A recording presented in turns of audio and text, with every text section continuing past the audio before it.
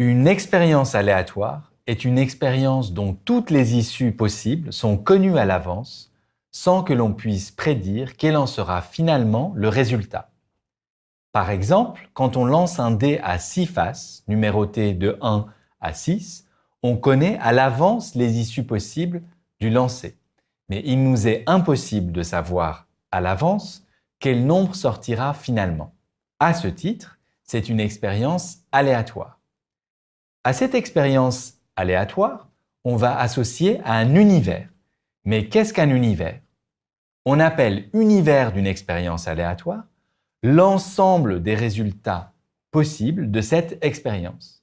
Et on le désigne en général par la lettre grecque majuscule oméga. Pour notre lancer de dés, l'univers, ce serait simplement l'ensemble des entiers de 1 à 6. Considérons désormais les sous-ensembles de cet univers. Nous aurions l'ensemble constitué du nombre 1 comme seul élément, celui contenant par exemple 2, 3 et 5, pourquoi pas celui contenant 5 et 6, etc. Chacun de ces sous-ensembles, c'est ce qu'on appellera un événement. Et l'ensemble de ces sous-ensembles, qu'on noterait P de oméga, sera l'ensemble des événements ou encore une tribu d'événements associés à notre expérience. Dans notre exemple, le sous-ensemble A, constitué des issues 2, 4 et 6, ce sera l'événement obtenir un nombre pair.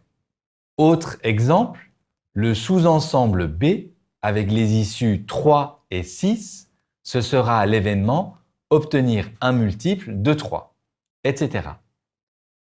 Pour finir, le couple constitué par l'univers oméga et une tribu d'événements de l'expérience, par exemple P de oméga, est un couple qu'on appelle espace probabilisable. Récapitulons. Le lancer de dés est une expérience aléatoire. L'ensemble des issues possibles de cette expérience est son univers, noté oméga. L'ensemble des sous-ensembles de oméga, noté P de oméga, est une tribu d'événements associés à cette expérience. Enfin, le couple univers-tribu d'événements, par exemple P de oméga, est un espace probabilisable associé à notre expérience aléatoire.